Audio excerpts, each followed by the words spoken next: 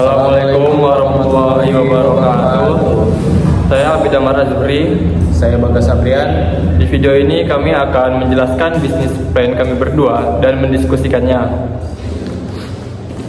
Bisnis plan saya yaitu ada produk dimsum double cheese, di mana pemilihan produk dimsum goreng keju, kuah keju didasarkan pada analisis peluang pasar wilayah Topaya yang lokasi direncanakan berada di area yang strategis dekat dengan lingkungan kampus. Berdasarkan observasi lapangan ini, terdapat usaha kuliner di Topaya yang menawarkan menu serupa. Hal ini menciptakan celah pasar yang besar bagi produk fusion yang unik. Mahasiswa sebagai target utama cenderung menyukai inovasi makanan yang kekinian, memiliki cita rasa yang gurih dan tampilan yang menarik. Nah, yaitu ada tujuannya yang itu menghadirkan inovasi jajanan pertama di Topaya yang menggabungkan dimsum goreng dengan konsep double cheese. Terus ada analisis usahanya, yaitu di jenis usahanya ini bergerak di bidang kuliner dengan memodifikasi hidangan dimsum tradisional dengan teknik penggorengan dan saus keju modern. Usaha ini berfokus pada kategori street food dan berkualitas tinggi. Baik Abid, di sini ada sedikit saya ingin bertanya terkait laporan bisnis plan yang berjudul apa? Dimsum double cheese. Ya. Pertanyaan pertama itu, apa sih alasan Anda Abid nih memilih usaha dari dimsum double cheese itu? Karena dari hasil analisis peluang pasar dan observasi lapangan ini menunjukkan bahwa di Topaya ini belum ada menu yang seperti itu, yang dimsum goreng kuah keju itu belum ada. Nah, terus selain itu, titik spesifik yang dipilih itu berada di area yang sangat dekat dengan lingkungan kampus, di mana terdapat mobilitas mahasiswa yang tinggi selaku target konsumen potensial. Oke, baik. Untuk pertanyaan yang kedua itu, siapakah target pasar utama dan siapakah sih target sekunder yang ingin dituju oleh usaha ini? Target utamanya itu udah jelas pasti mahasiswa dari usia 18 sampai 24 tahun di lingkungan kampus yang dekat dengan Topaya di tempat jualnya itu. Karena mahasiswa ini kan gemar mencoba inovasi rasa baru. Nah, terus ada juga target pasar sekundernya itu pelajar, warga atau masyarakat yang berada di wilayah Topaya ini. Nah itu sih ya. Untuk yang pertanyaan ketiga itu, jadi berapa harga pokok produksi untuk satu porsi dimsum dan berapa harga jual yang ditetapkan ke konsumen? Harga pokok produksinya yaitu per porsi ada 14.000 dengan harga jualnya itu 20.000 per porsi, sehingga memberikan margin laba kotor sebesar 6.000 per porsi. Oke. Pertanyaan berikutnya itu, apa yang membuat usaha dimsum goreng keju kuah keju ini berbeda dari dimsum biasa yang ada di pasaran? Dimsum ini merupakan inovasi fusion food yang memodifikasi hidangan dimsum tradisional menggunakan teknik penggorengan deep frying untuk menghasilkan tekstur luar yang sangat crispy namun tetap lembut di dalam. Perbedaan utamanya terletak pada konsep double cheese, di mana bagian dalam adonannya itu ada potongan keju yang meleleh saat digoreng, lalu disajikan dalam mangkuk dengan siraman saus kuah keju kental, racikan kuah khusus di atasnya. Baik, oke.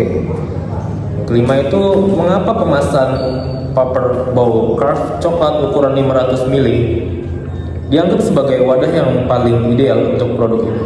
Karena ukuran 500 ml ini dinilai sangat pas untuk memberikan ruang yang cukup agar 3 pieces dimsum besar tidak saling bertumpuk terlalu padat sehingga tekstur crispy-nya tetap terjaga. Sekaligus menyisakan ruang ideal agar kuah keju kental tidak meluber atau tumpah. Selain itu, bahan craft coklat ini bersifat food grade, tebal, tahan bocor saat diisi makanan panas, serta memberikan nilai estetika modern yang premium bagi konsumen. Oke, baik. Pertanyaan yang keenam nih, yang paling menarik nih. Mengapa karakter hewan kapibara dipilih sebagai ikon utama pada logo brand Kapi Cheese Anda? Kapibara ini dipilih karena merupakan hewan yang sempat viral secara global dan sangat melekat di ranah digital generasi muda saat ini melalui berbagai meme populer, sehingga kehadirannya dapat instan membangun kedekatan emosional dengan target pasar mahasiswa. Dikarenakan kapibara itu lucu, pasti mahasiswa atau remaja-remaja melihatnya dan ingin langsung datang ke tempat yang jualnya itu. Oke, baik. Habib, terakhir nih, mengapa Anda diwajibkan menggunakan timbangan digital dalam mengukur bumbu pendukung seperti minyak wijen dan saus tiram saat memproduksi? Penggunaan timbangan digital diwajibkan agar penakaran seluruh bumbu dapur dan bahan baku dilakukan secara akurat. Hal ini menjadi standar penting untuk pengendalian kualitas, untuk memastikan konsistensi cita rasanya itu tetap sama, tidak berubah-ubah setiap harinya, sekaligus mencegah kebocoran finansial yang dapat membengkak nilai HPP-nya. Oke, baik. Itu saja mungkin pertanyaan yang dapat saya berikan. Ya, baik. Ini selanjutnya akan apa lagi? Selanjutnya dari Bagas, bisnis plan-nya bisa jelasin? Baik, di sini saya akan menyampaikan laporan bisnis plan saya yang bertemakan budidaya sayur organik yang berbasis polybag. Latar belakang usaha dan tujuan usahanya itu usaha budidaya sayur organik dipilih karena kesadaran masyarakat terhadap pola hidup sehat semakin meningkat. Banyak konsumen mulai memilih sayuran yang bebas dari bahan kimia dan lebih aman dikonsumsi. Tujuan usaha ini adalah menghasilkan sayur organik berkualitas tinggi dan memenuhi kebutuhan masyarakat akan makanan sehat. Yang ketiga yaitu mengembangkan sistem pertanian yang ramah lingkungan dan berkelanjutan. Gambaran usaha dan pemasaran. Usaha ini memanfaatkan lahan berukuran 10 x 5 meter dengan kapasitas sekitar 400 hingga 600 polybag. Target pasar yang dituju meliputi rumah tangga, restoran sehat, hotel, supermarket, dan pasar modern. Keunggulan usaha ini adalah menghasilkan sayuran yang lebih sehat, bebas dari pestisida kimia, ramah lingkungan, dan memiliki nilai jual lebih tinggi dibandingkan sayur konvensional lainnya.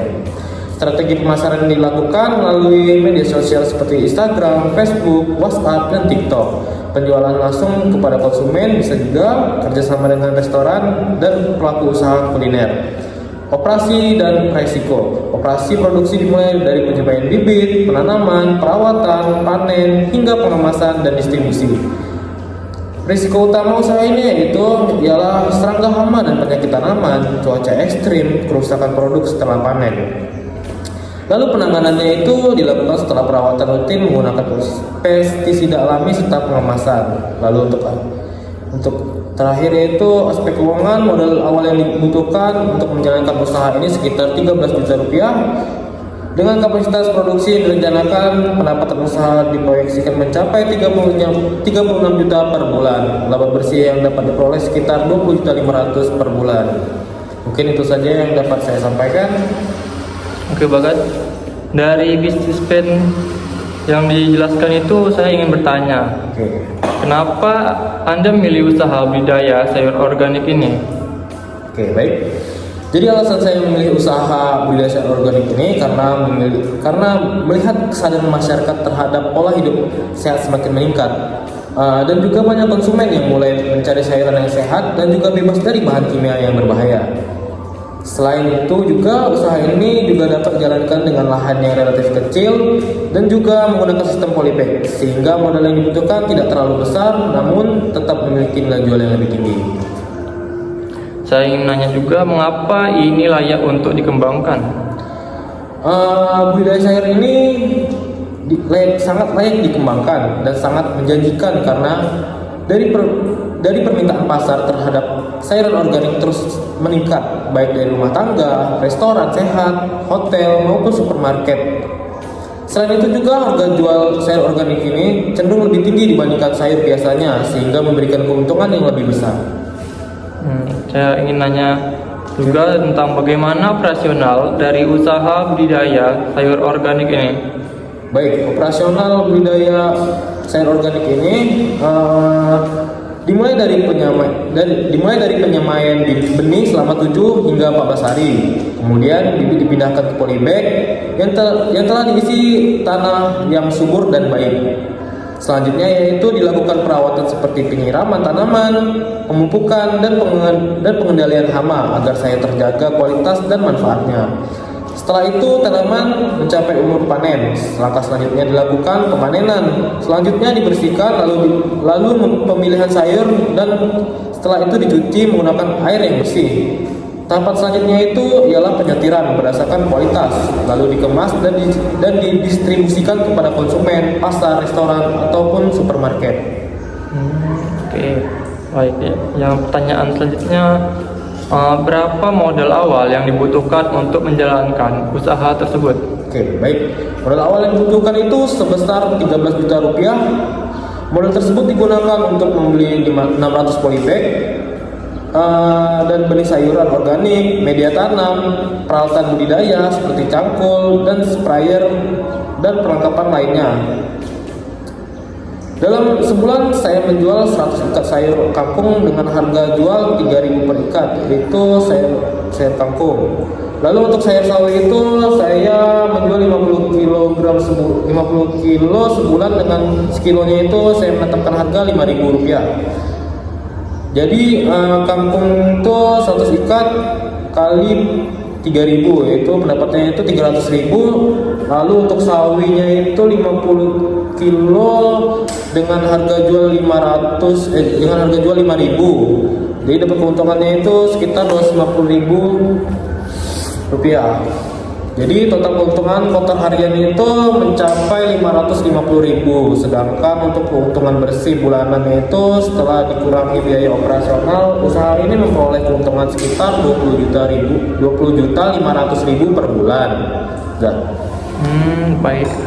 Saya mau nanya juga, apa saja platform yang digunakan dalam mempromosikan usaha Anda? Baik, platform yang digunakan adalah seperti Instagram, Facebook, WhatsApp, YouTube, dan TikTok. Dan untuk masyarakat umum bisa mengunjungi tempat atau lokasi usaha, atau bisa menghubungi nomor saya. Ya, itu saja. Oke, saya juga mau nanya, apa tantangan paling berat dari usaha Anda? Lalu bagaimana cara Anda mengatasinya? Oke, baik.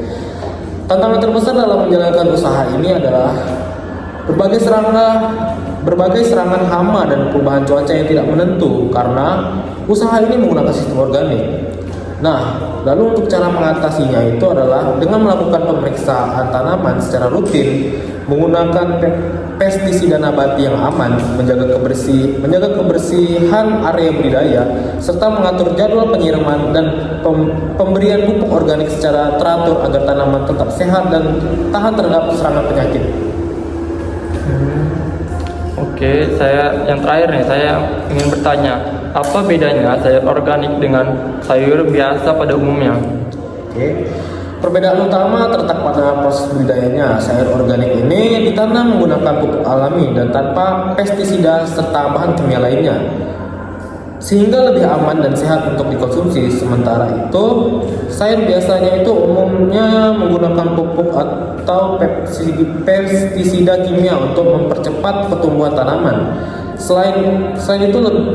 Selain itu lebih sehat, sayur organik juga lebih ramah lingkungan dan memiliki nilai jual lebih tinggi karena kualitas lebih terjaga dan lebih aman kualitasnya.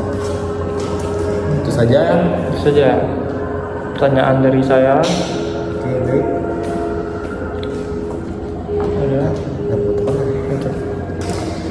Oke, baik semuanya, mungkin itu saja dari kami berdua terkait laporan bisnis plan kami. Apabila ada salah kata atau yang tidak dimengerti dari kami mohon maaf. Sekian dari kami berdua. Assalamualaikum warahmatullahi wabarakatuh.